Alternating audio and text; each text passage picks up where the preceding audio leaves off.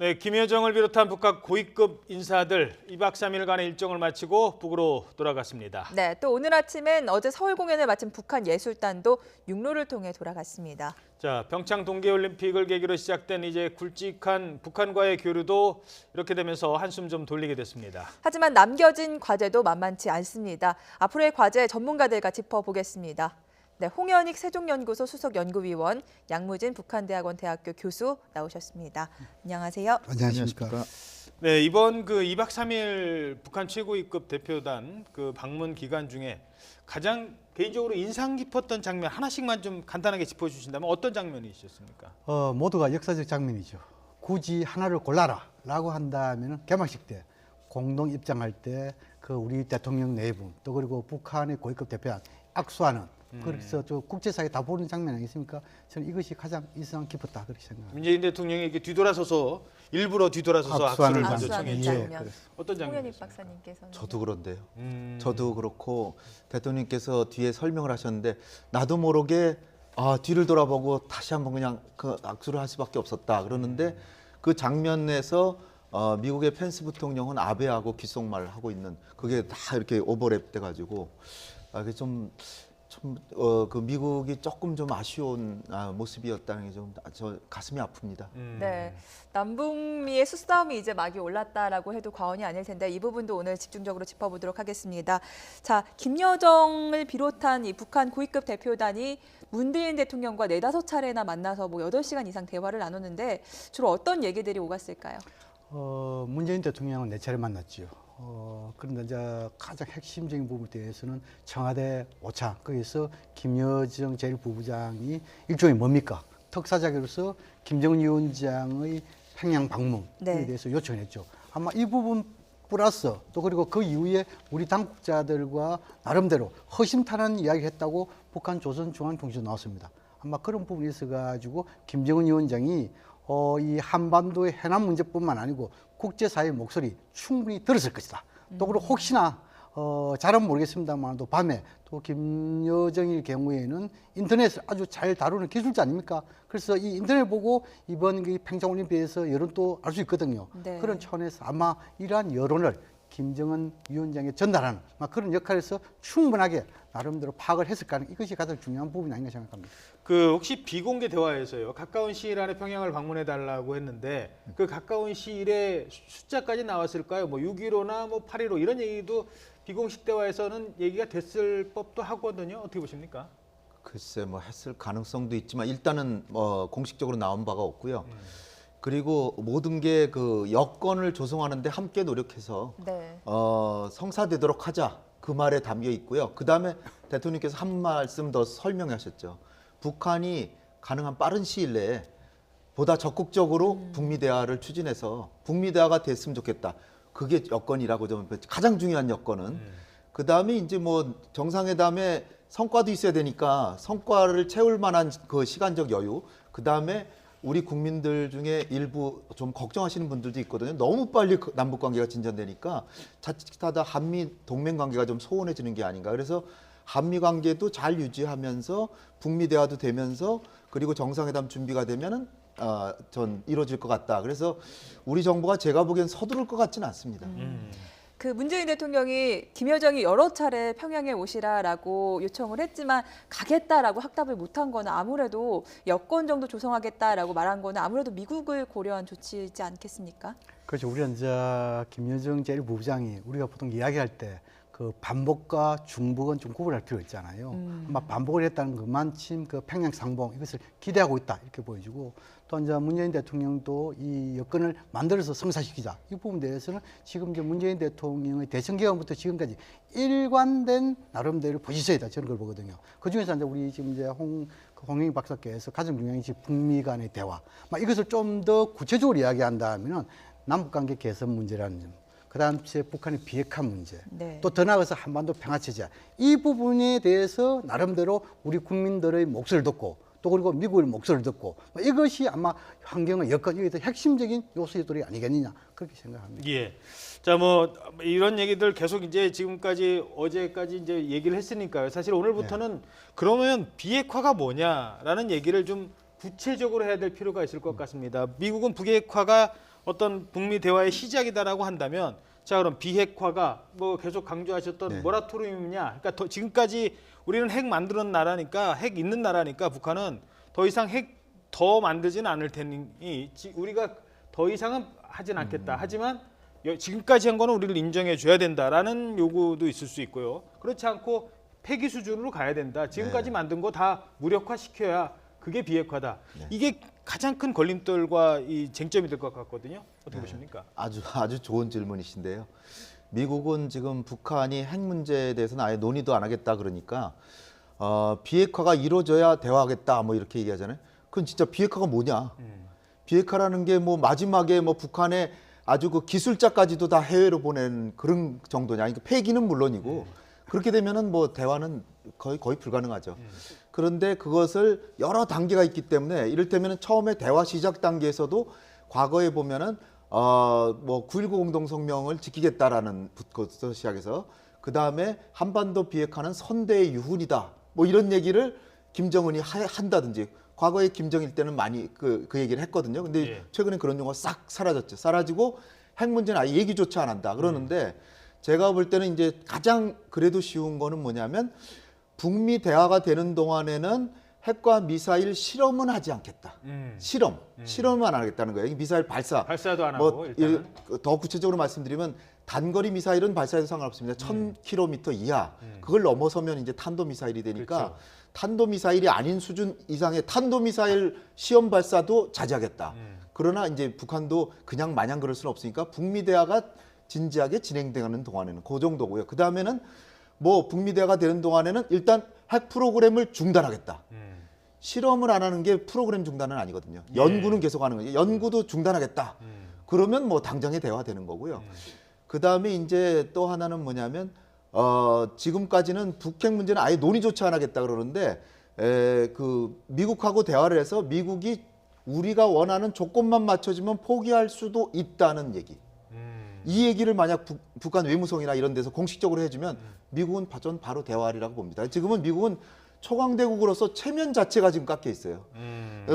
트럼프 대통령이 계속해서 압박하는데도 압박하면 그 다음날 막 미사일 실험하고 그러니까 예. 아주 그냥 감정적으로도 굉장히 격앙돼 있고 그런 상황이니까 일단 북한에서 최소한 해줘야 될 게 조건이 맞으면 포기할 수도 있다 핵을. 네. 그 얘기만 해주면 일단 대화는 된다고 잠깐만요. 봅니다. 그 얘기와 관련해서 아까 북한 노동신문의 개인 논평에 글이 하나 있었습니다. 네네. 제가 앞서 전해드렸는데 자신들은 미국의 핵 위협 때문에 미국 본토를 잿가루로 만들 수 있는 자위 수준의 전쟁 억제력을 보유한 것이다라면서 미국이 대북 적대시 정책을 철회하면 우리도 핵 무기가 미국을 겨냥하는 일은 없다라고 얘기를 했어요. 뭔가 이제 뭐뭐 하면 우리도 뭐뭐 할 수 있다라는 얘기가 좀 나온 것 같거든요.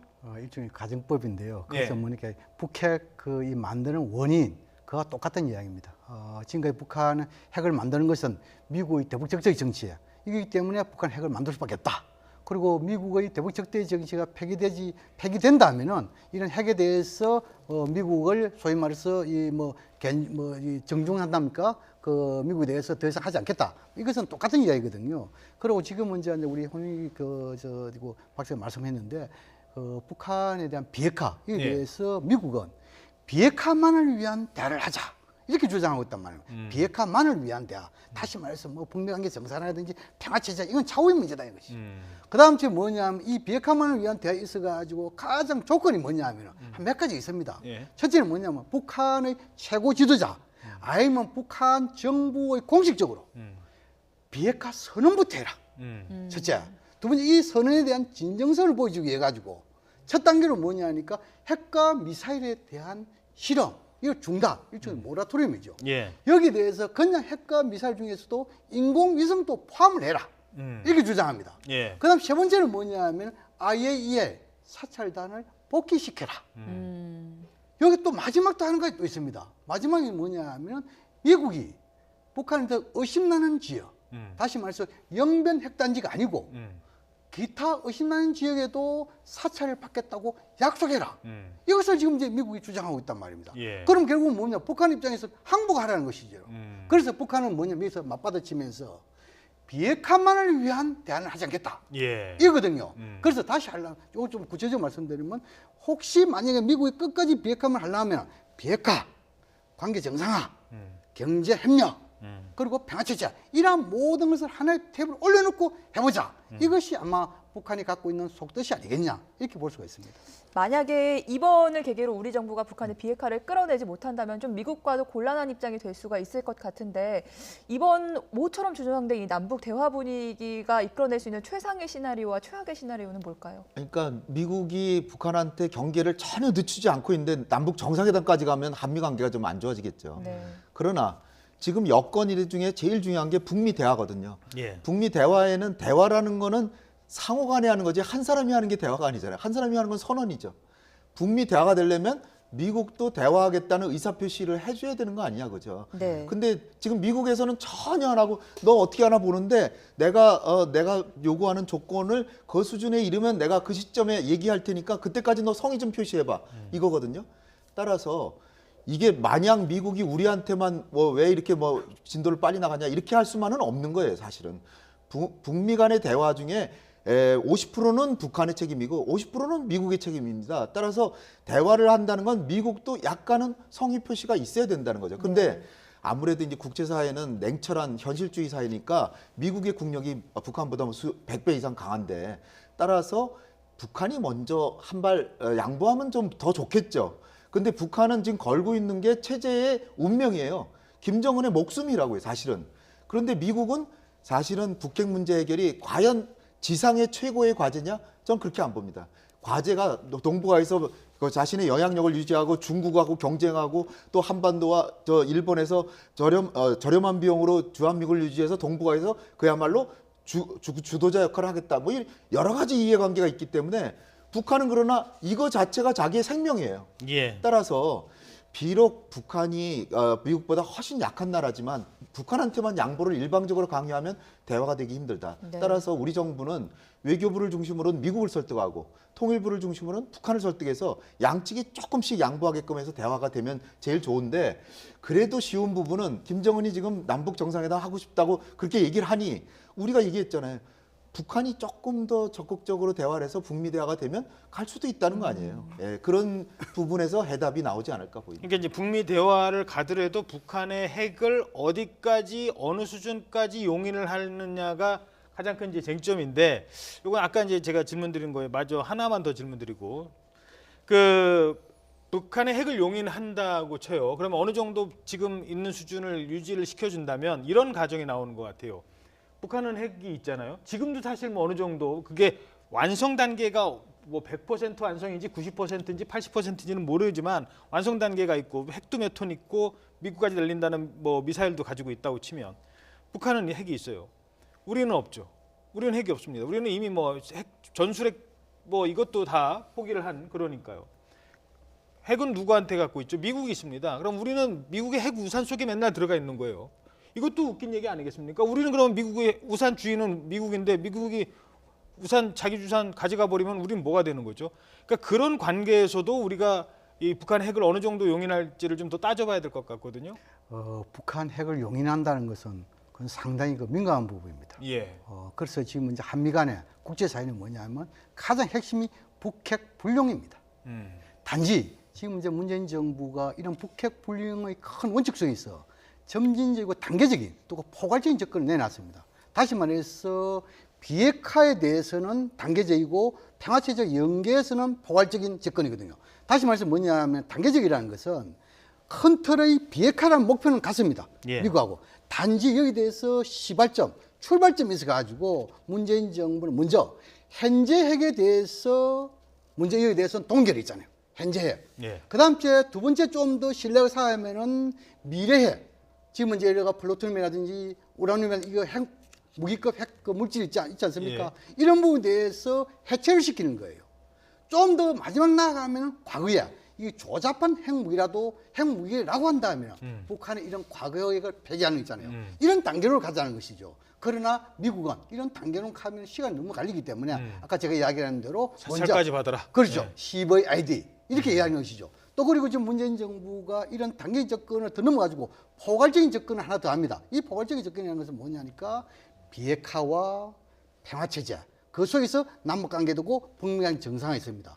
어찌 보면 뭡니까? 이 이제 북한에서 지금 이제 핵을 비핵화하는 과정에서 보면은 엄청나게 그것을 갖다가 검증도 해야 되고 또 그에 대한 뭡니까? 이행도 하고 또 이행한 상태에서 새로운 이행 단계로 가려면 또 협상이 되잖아요. 엄청난 시간이 걸린답니다. 그래서 문재인 정부가 내놓은 이런 단계적 포괄적 접근이 현실적 이것이 다수 전문가들 평가다 이렇게 얘기하면 될 것 같습니다. 네. 저도 예, 이뭐 잠깐만요. 워낙 예. 중요한 질문이시기 때문에 제가 작년 말까지 제일 우려했던 거는 그야말로 트럼프 대통령이 선제 공격론을 여러 번 얘기했기 때문에 그야말로 미국이 이 북한이 자기를 위협한다 그래가지고 먼저 선제 공격을 하면 자칫하다간 정말 최악의 안보 위기를 우리가 맞을 수 있잖아요. 그렇죠. 절대로 그건 막아야 되겠다는 거고요. 두 번째는 오히려 갑자기 트럼프 대통령이 조건만 되면 영광스럽게 김정은을 만나겠다 또 그러잖아요. 그 얘기는 북미 간에 전격적으로 대화가 돼가지고 그래 뭐 너 이제까지 핵 만드냐고 수십 년 만들었던 걸 포기하겠냐? 그럼 이제까지 만든 거는 그냥 냅둘 테니까 앞으로는 만들지 말고 수출하지 말고 수출하면 정말 가만 안 둔다. 그러나 수출하지 않고 더 만들지 않고 동결만 시키고 이제까지 만든 건 그러면 내가 공식적으로 승인은 안 해주겠지만 조금 묵인해주면서 더 너네들하고 사이좋게는 지내겠다. 이렇게 나오면 우리는 아까 말씀드린 것처럼 북한은 핵을 보유하고 있고 북미 간의 사이가 좋아지고 우리는 핵이 없는데 북한만 핵이 있고 우리는 완전히 미국의 해구산에만 이렇게 매달려야 되잖아요. 그러니까 이 두 가지 상황에서 제가 첫 번째, 두 번째 위기에서는 지금 벗어나고 있는데 그것만 해도 우리가 엄청나게 벌어들인 거예요. 이번에 남북 관계 개선으로 또 하나 벌어들인 건 평창올림픽의 성공. 이것도 대단한 성과죠. 그러니까 너무나도 지금 얻은 건 많지만 앞으로의 문제는 지금 향후에도 이 문제가 완전히 없어진 게 아니거든요. 미국이 진짜 선제 공격 다시 할 수도 있고 그러니까 결국 우리가 김정은 위원장을 움직여서 조금씩 그 북핵 문제에 대해서 조그만 양보라도 이끌어내서 미국도 대화를 거부할 수 없게끔 나오게 만들고 그리고 대화를 할 때도 우리가 그 대화에 사실상 관여해서 진짜 북미 간에 그동안에 만든 핵은 용인해주는 이걸 막아야죠. 그리고 마지막으로 하나만 더 말씀드리면 그런데도 북미 회담이 완전히 깨졌다. 그래도 북한이 핵실험하고 미사일 쏘고 막 그런다. 그러면 아까 말씀드린 대로 미국의 해구산을 좀 더 확실한 해구산이 되도록 이를테면 미 전략자산의 상시 배치 정도가 받아야 되는 것도 함께 준비해야 되는데 지금 그걸 미리 얘기할 필요는 없다. 그렇죠. 예, 그렇게 생각이 됩니다. 네, 이 김여정 박람회에 대한 화답으로 우리 정부가 어떤 후속 조치를 할까도 참 궁금한데 특사 얘기도 좀 거론이 되고 있습니다. 특사를 보낸다면 시기는 언제쯤이 될 것이고 누구를 보낼까요? 뭐 그건 방문론의 문제입니다. 아마 지금 이제 북한에서 역대 최고위급이 지금 이제 박람회인 거 아닙니까? 거기에 대해서 일종의 답방 뭐 이렇게 인사 보낼 수 있고 더 나아가서 특사와 답방단이 분리할 수 있고 또는 특사 이것을 한꺼번에 같이 이렇게 할 수 있거든요. 네. 어떻든 간에 지금 이제 우리는 이런 최고위급이 오물해 가지고 이 평창 정신 이것이 지금 이제 화해 협력 이것이 국제적 퍼즐 아닙니까? 그래서 성공이 이렇게 됐단 말이에요. 그래서 아마 적어도 김영남 상임위원장이 왔기 때문에 그 급에 맞는 사람 정도의 답방단이 가지 않겠냐 이렇게 보여지고 혹시 특사단하고 답방단은 조금 구분할 필요가 있다. 왜냐하면은 이 특사단 이렇게 하는 경우에는 아주 민감하게 서로 협의에 대해서 굉장히 많습니다. 예. 그렇기 때문에 저는 제 생각으로 분리할 중 있고 혹시 특사단을 파견한다 하면은 시점은 항상 이 모멘텀 동력이 있지 않습니까? 이게 네. 만약에 오래 끈다 하면 그 동력이 좀 뭐랄까 완화 약화될 수 있다고요. 네. 그런 차원을 봤을 때 아마 3월 중으로 특사를 파견하는 거 이것이 좀 더 뭐랄까 남북관계 발전 더 나아가서 이런 시너지가 도움이 되지 않을까 생각이 듭니다. 예. 자, 뭐 이제 좀 딱딱한 얘기보다는 좀 부드러운 얘기를 좀 몇 가지 더 해보도록 하죠. 김여정의 표정 도도하다라는 일부 언론의 얘기도 있었고요. 수수해 보인다라는 뭐 표정도 좀 포착이 됐는데 전반적으로는 어땠어요? 저도 일부 동의하는데 그 미국의 언론에서 많은 비평을 했어요. 근데 이제 그 펜스 부통령과 비교해서 하는 얘기도 있는데 펜스 부통령이 오히려 김여정의 외교적 대비를 성공시켜줬다. 왜냐하면 미국이 미국이 피해 다니는 모양새를 보였고 예. 네. 오히려 우리 문재인 대통령하고 김여정하고 악수하는데 미국은 펜스 부통령은 아베하고 귓속말 하고 있었고 이렇기 때문에 그리고 이 만찬장에서 자석에도 안 앉고 이렇게 마치 뭘 이렇게 피해가는 듯이 이렇게 하는 그런 모습이 어쨌든 연출이 됐기 때문에 예. 김여정이 근데 나름대로 굉장히 노력도 많이 했고 또 소위 뭐 공주였기 때문에 교육도 나름대로 받았고 그런 상황에서 굉장히 자기 관리를 잘한 것 같아요. 일단 그 수수한 옷차림 그리고 가벼운 화장, 이 화장도 진하게 안 하고 현소월과 대비가 되죠. 주국계도 살짝 보일 정도로. 네, 그렇죠. 그런 소박한 모습인데 단아한 모습을 보였고 그 다음에 항상 그 자세를 꼿꼿이 하면서 턱끝을 약간 올리면서 자기가 전 세계를 지켜보고 있기 때문에 북한 체제를 상징한다 이렇게 생각하면서 거의 고개를 숙인 적이 없어요. 우리 대통령한테도 거의 고개를 안 숙이면서 그 어떻게 보면 김정은은 아마 박수 치고 있었을 거예요. 네. 그 다음에 이제 그러면서도 항상 그 부드러운 미소를 띠고 있었고 얘기를 할 땐 또 중요한 얘기, 결정적으로 우리 대통령을 평양에 초대한다든지 우리 뭐 하다못해 뭐 임종석 비서실장이나 우리 총리를 만나서도 꼭 평양에서도 뵀으면 좋겠다 이런 식으로 아주 중요한 얘기들만 절제된 얘기를 했기 때문에 나름대로 성공적으로 외교관으로 데뷔한 거다. 그래서 아마 지금 다음에 중국하고 관계 개선할 때도 김정은이 김여정을 보낼 가능성이 꽤 크다. 저는 그렇게 봅니다. 이 김여정의 도도한 표정과 수수한 패션과 함께 또 주목받았던 게 독특한 글씨체입니다. 청와대 방명록에 글을 쓸 때요. 글씨체를 보니까 오른쪽 위쪽으로 이렇게 기울어진 네. 그런 글씨체는 이게 김일성부터 해서 김정일, 김정은 3대가 다 비슷한 글씨체라 그러더라고요. 그 말씀드리기 전에 이 김여정의 이 방한 기간에 일종의 언행이랄까요, 말과 행동 여기에 대해서는 세 가지 관점에서 봐야 된다. 예. 첫째는 뭡니까? 김정은 위원장의 특사잖아요. 특사라면 나름대로 김정은 위원장을 대리하는 대리인이잖아요. 예. 그래서 좀 당당한 모습을 보이겠다는 아마 이 측면 하나 있고, 두 번째는 우리 대통령과 영부인을 뵙잖아요. 그렇다면 뭔가 예의가 필요하잖아요. 그런 상황에서 우리 대통령에 대한 예의. 세 번째는 지금 이제 87년생 같으면은 31죠. 그러나 이 석간이 하루아침에 바뀌기는 어렵잖아요. 그래서 좀 고개를 숙인다는 이런 쪽도 있잖아요. 그래서 이 세 가지 관점이 이번에 다 나타났다. 이렇게 보여지면 이렇게 뭐 가장 핵심적인 부분 아니겠어요? 예. 그다음 이제 지금 이제 글씨체와 관련해 가지고 이 글씨체에 대해서 저는 이렇게 생각합니다. 뭐 일부에서는 뭐 이 태양, 뭐 또 우상화, 뭐 여러 가지 이야기를 많이 하는데 이것은 뭐냐하면은 지금은 이제 김정일 위원장과 김정은 위원장, 지금 오늘 이번에 그 김여정 다릅니다. 글씨체가. 지금 이제 김정일 위원장과 이 김정은은 45도, 좀 더 50도 이렇게 그 가로로 선단 말입니다. 지금 이제 김여정은 뭡니까? 거의 뭡니까? 또박또박 서고 있거든요. 예. 이것은 뭡니까? 아마 여성과 남성의 그 자체의 그거를 비교를 해야지 이것이 뭐 백두혈통 뭐 이렇게 비교하는 것은 좀 너무 지나친 것이다. 억지기다. 저는 그렇게 보거든요. 아마 그리고 지금 이제 이러한 부분에 대해서는 중국도 보면은 오택동, 등서평, 강택미 그리고 지금은 이제 시진핑.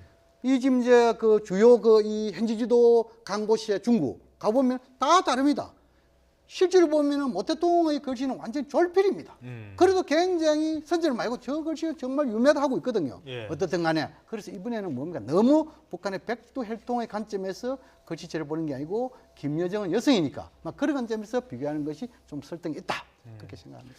저는 아까 이제 이번 그 김여정 방문 기간 가장 인상적인 장면, 문재인 대통령이 뒤돌아서 청하시는 장면이라고 하셨는데, 저 개인적으로 어떤 장면이 제일 인상적이었냐면요. 그 두 사람 이렇게 개막식에 참석했잖아요. 그때 애국가가 울려 펴졌을 때였습니다. 물론 두 사람의 표정이 그때 나왔는지는 모르겠습니다만 화면에 잠깐 잡혔겠죠. 우리가 처음에 한반도기 들고 입장한다고 했을 때 왜 태극기 못 드냐고 했는데 태극기는 더 큰 태극기가 들어갔을 거예요. 시작하자마자. 그리고 애국가를 제창을 합니다. 그때 김여정과 김영남은 우리 표현으로 좀 뻘쭘한, 이거 어떤 표정을 지어야 돼? 표정 관리 잘해야 되거든요. 그때 그렇다고 뭐 화를 낼 수도 없는 거고 같이 따라 부를 수도 없는 거고, 이 순간에 그 김여정과 김영남은 어떤 느낌이었을까요? 일단은 축하하러 온 사절들이기 때문에, 그리고 또 더군다나 자기 행사이기도 돼버렸잖아요. 공동 팀도 만들고 공동 입장하고 단일팀 만들고 그랬기 때문에 좀 수월하지 않았을까 이렇게 여겨지고요. 그냥 우리 대한민국 선수단만 들어온 게 아니라 같이 들어왔기 때문에 훨씬 더 수월한 마음으로 기립해서 예의를 갖췄다. 이게 제가 볼 때 이제 펜스 부통령하고 좀 비교되는 부분인데요. 펜스 부통령께서도 우리 선수단 들어올 때 이렇게 손이라도 좀 흔들어 주시고 그랬으면 좀 훨씬, 그랬을 때 미국이 권위를 보이고 아량을 베풀면서 따끔하게 야단칠 때 훨씬 더 북한이 듣는 그 어떤 쓰라림이라든지 또 국제사회가 볼 때 야 미국은 정말 대단한 나라구나 이렇게 되는 건데 큰 나라구나. 예, 라는 그 생각이 부분에서 할수 있죠. 조금 이제 아쉬운 게 거꾸로 그래서 아까 처음에 제가 말씀드린 게 펜스 부통령이 오히려 김여정을 돋보이게 만들었다는데 이게 어떻게 보면 정상 국가의 행위를 한 겁니다. 그러니까 요번에 국무위원장 그 친필 그이뭐저 친서도 가져오고 했는 게 네네. 이런 게 국무위원장이라는 게 국가직이거든요. 당의 직위가 아니라 국가직위명을 사용하면서 우리 대통령, 문재인 대통령께 이렇게 한 게 서로 간에 상호 공존하자는 메시지를 나름대로 보이는 겁니다. 저런 게. 그러니까 설사 북한이 뭐 한국에 대해서 뭐 진짜 체제를 인정하고 뭐 이런 거하고는 조금 아직은 거기까지는 아니지만 일단은 예의를 차리겠다. 한국의 정부의 그 체제를 상당히 존중한다는 표현을 함으로써 그야말로 이번에 특사당 전반적으로 한마디로 말씀드릴 수 있는 게 평화 공존하자. 일단은 상호 공존하면서 통일의 길을 멀리서 내다보면서 같이 갑시다 이거거든요. 거기에서는 그렇게 크게 어긋나는 행동을 보지는 못했다 이렇게 얘기죠. 예. 네, 올림픽 얘기 나왔으니까요. 그 남북 아이스하키 단일팀 이렇게 경기를 할 때 북한 응원단이 또 와서 응원을 했는데 이때 쓰고 나온 가면이 또 논란이 되고 있어요. 김일성 가면 아니냐라는 논란이 제기가 되고 있는데 이게 확인을 해보니까 북한의 뭐 인기 남자 배우 얼굴이라고 하던데요. 어떻습니까? 뭐 제가 전부 직접 안 봐서는 모르겠습니다만도 지금 보도에 의하면은 이런 그 가면을 쓰고 또 그리고 지금 이제 북한 응원가라 할까요? 휘파람이라고 부르잖아요. 이 휘파람 이것은 뭡니까? 복순이네. 다시 말해 이런 그 이 여성의 그 이 사랑 이것이 좀 담긴 이야기거든요. 아마 복순이의 마음을 이런 그 이 가면을 통해 가지고 뭔가 보여주려는 네. 그런 측면이고, 그다음 이제 북한은 체제와 존엄을 굉장히 중시하는 국가입니다. 체제와 존엄 중시한 국가에서 선대의 수령인 김일성 주석을 갖다가 가면으로, 이것은 북한에서 이건 총살감입니다. 게다가 이 눈에 이렇게 구멍이 뚫려 있잖아요. 그렇죠. 가면이기 때문에. 그렇죠. 우리가 지금 이제 뭡니까? 지난 2003년도지요. 네. 대구 유니버시아드 대회에 있어가지고 북한 선수단 와가지고 이동 중에 지금 6.15 공동선언에 대해서 나름대로 그 이 뭡니까? 프랭카드 현수막이 걸려 여기 대해서 있었죠. 현수막에서 김대중 대통령과 김정일 위원장의 사진, 여기 대해서 사진 이것이 빗만다 해가지고 했잖아요. 그거를 보면 뭡니까? 얼마나 존엄을 중시한다고 보이잖아요. 그런데 존엄을 중시하는 그 최고의 선대의 수령을 갖다가 이런 지금 이제 이 눈을 이렇게 그 뭡니까? 좀 훼손할 수 있는 네네. 이거 또 뭡니까? 이건 상당히 뭡니까? 희화할 수 있는 부분 아닙니까?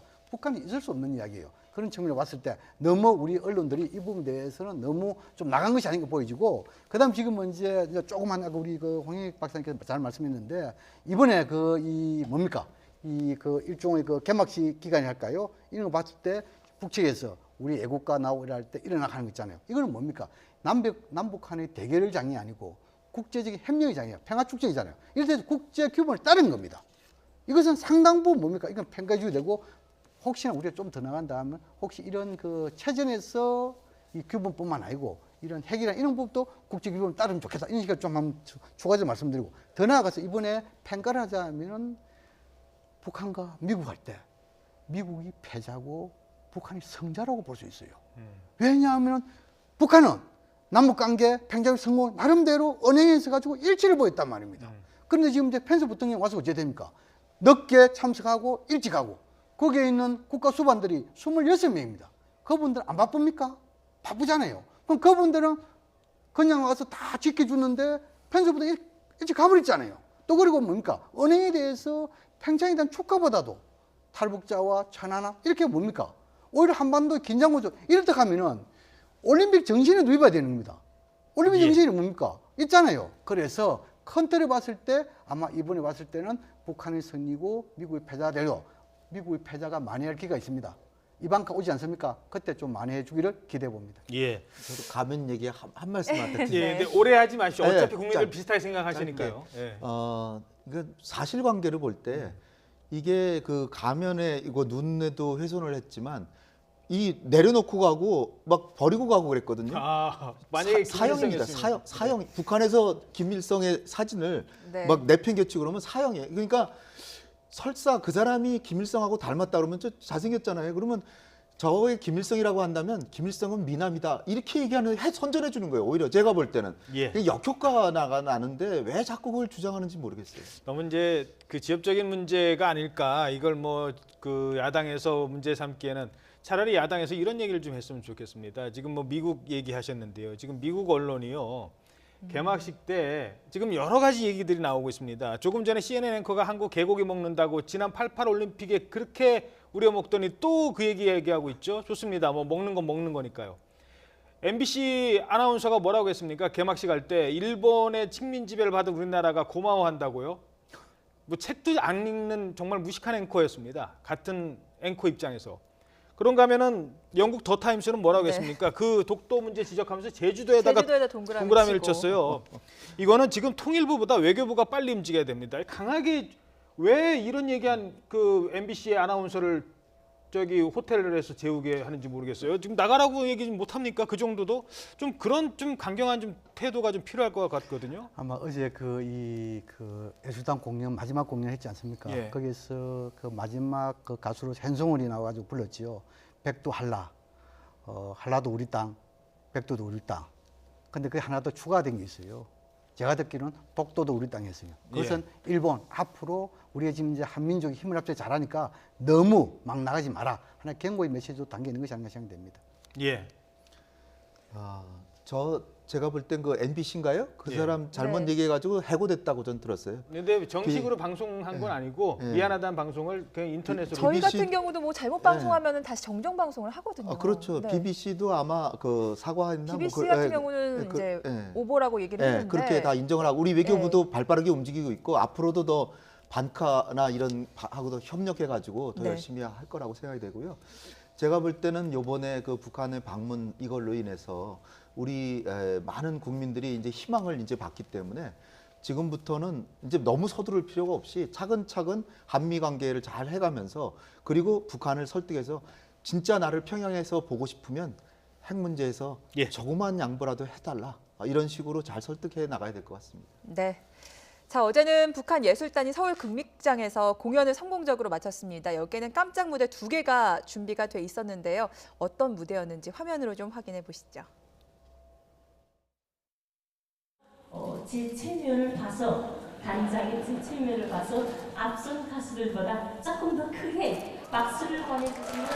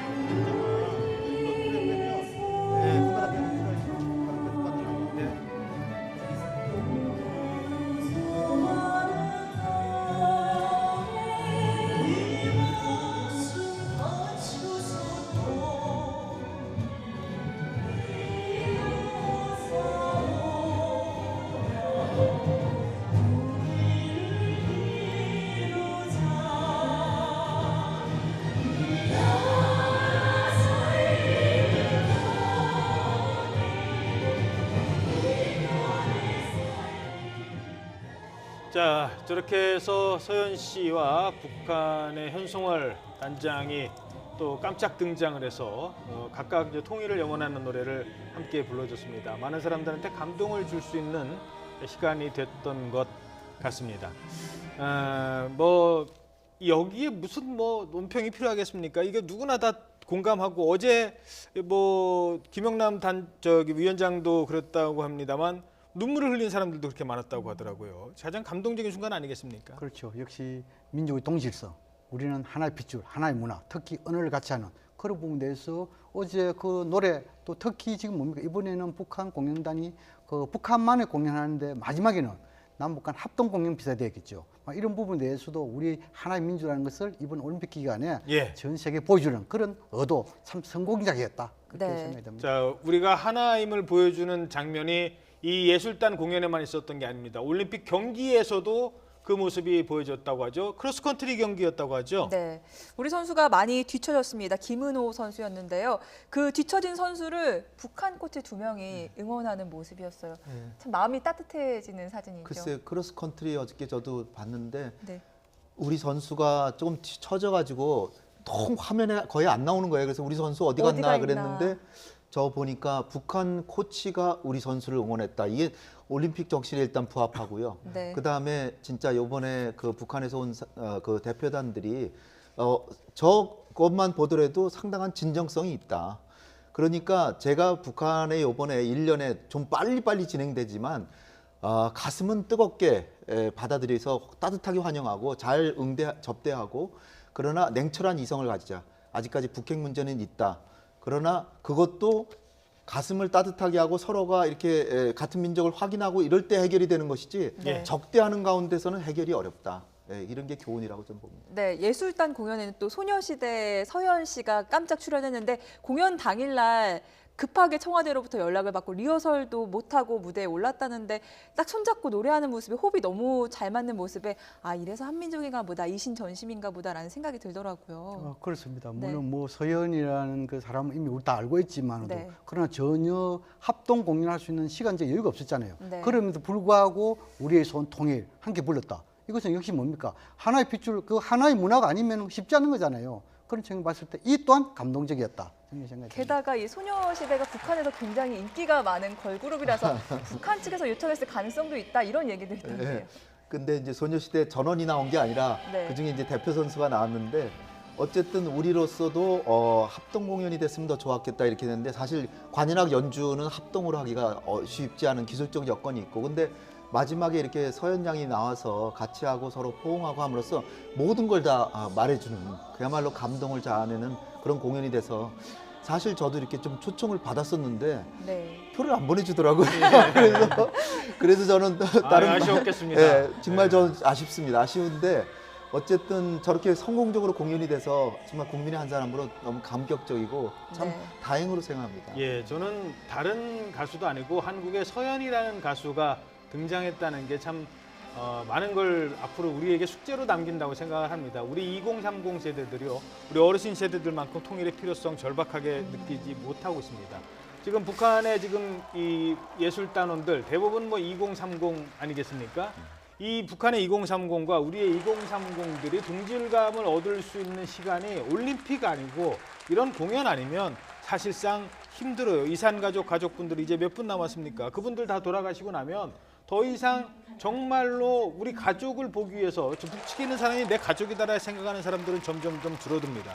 결국 우리가 가족이고 우리 할아버지 세대가 같은 세대의 같은 민족이었다는 걸 느끼려면 바로 저런 2030들의 교류가 그래서 더 중요하다고 그런 생각합니다. 측면에서 제가 이번에 하나 아쉬운 거는 만약에 이제 북핵 문제 이게 진도가 우리가 생각하는 것처럼 잘 나가지 않을 수도 있잖아요.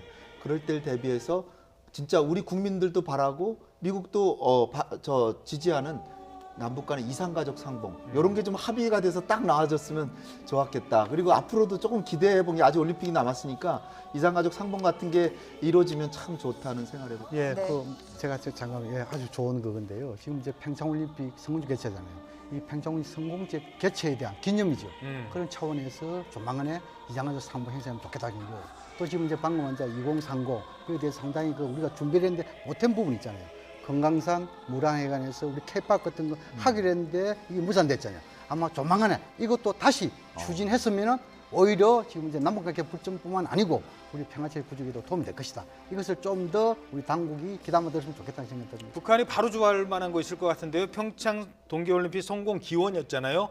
성공 기념 이제 끝나고 나서 기념 마식령 스키장 스키 대회 이런 거 하나 하면 북한은 얼마든지 또 오라고 할 것 같고요. 김정은의 뭐 체제 선전을 위해서라도 좋을 것 같습니다. 네.